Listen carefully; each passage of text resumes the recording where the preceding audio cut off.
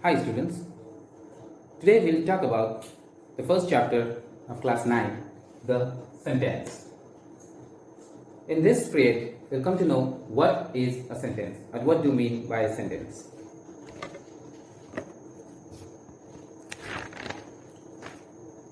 Signs and gestures give us certain feelings, emotions, but they cannot convey it absolutely. For that, we need the help of words. And the smallest unit of word is letter.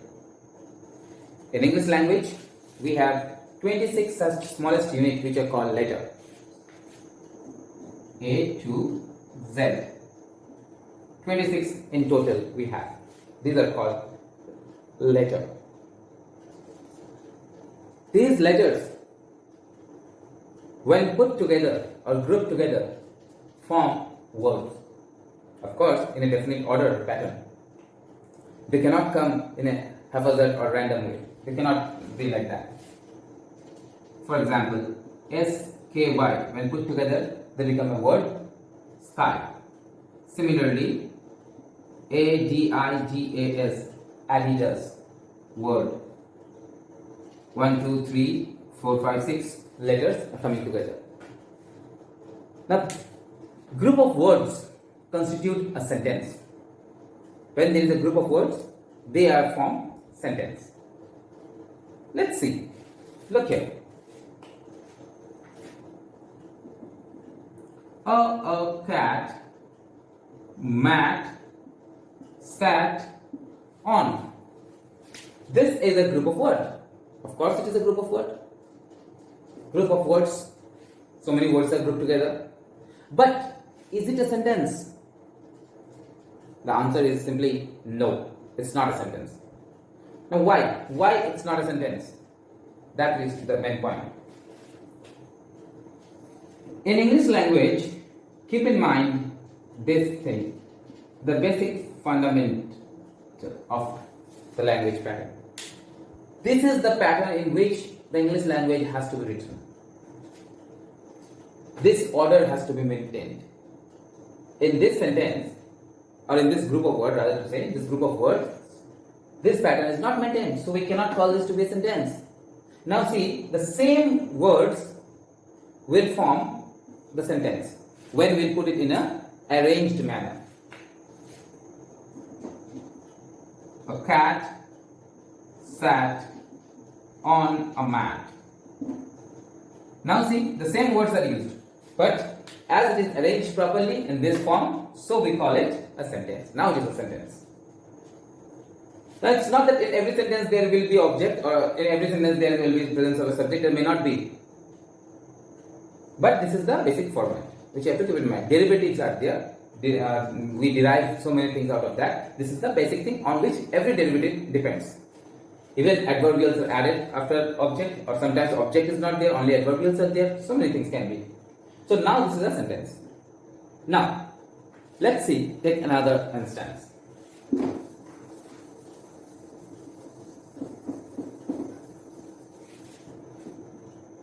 Now, look at these words, this group of words.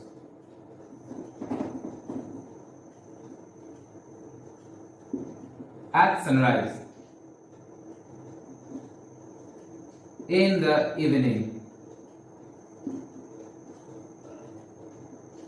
that he is a thief. Look at this group of words. These are also group of words, but are they sentence? No. Why? This group of words are giving out meaning. Even they are arranged in a proper way, but they are not giving us complete sense. And say, the completeness is lacking. The presence in many sentences, the subject and the verb is not there. In some sentences, subject is there, verb is also there, a verb is there, a subject is there, but still it is incomplete. Still the meaning is incomplete when you read it. That he is a thief. The sentence meaning is not complete. It's not giving us a complete sense. So this cannot be called sentences. Now look at these examples.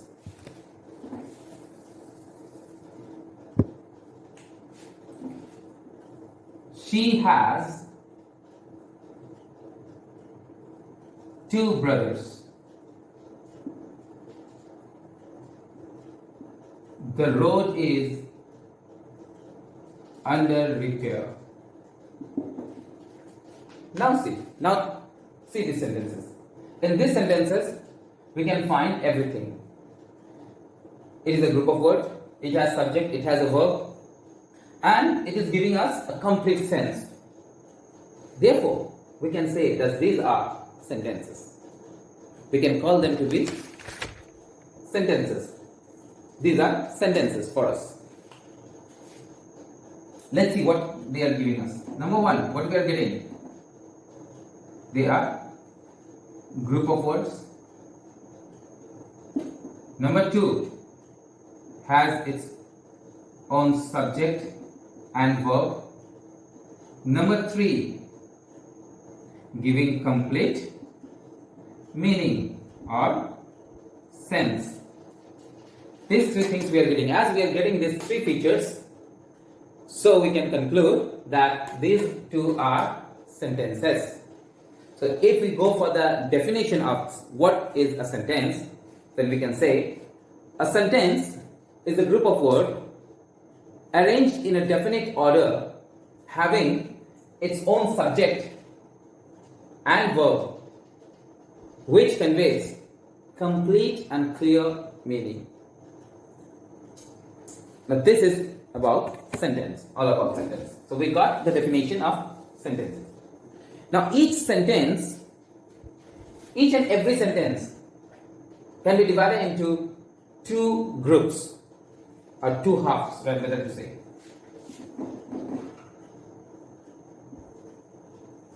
Sentence. Every sentence has these two parts. One is called subject, another is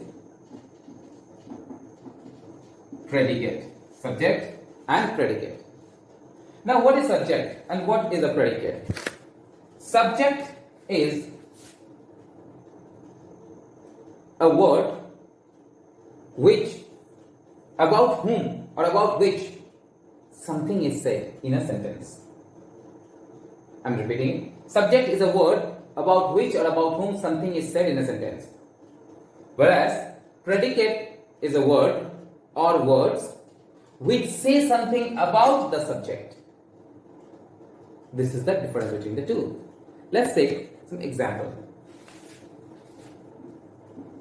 We play football.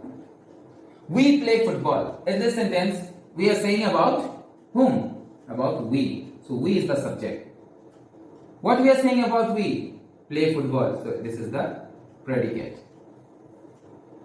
Let's take one more example. Shut the door. Shut the door. Now in this sentence, we are not getting subject. Then what is the subject? Of course there is a subject. This is an imperative sentence. We'll come to this, what is imperative sentence, in our next period. In such sentences, the subject is hidden and it is understood. So you is the subject in this sentence and shut the door is the predicate. Similarly, let me give you one more example of it.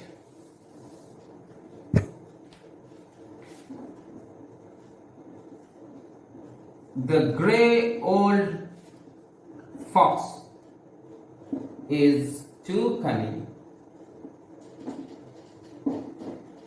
In this sentence, the grey old fox, this group of words totally together constitute subject. So we can say that subject is not always a single word. It can be a group of words also. And is too cunning is the predicate of this sentence. So this is all about sentence in our first period. Thank you very much.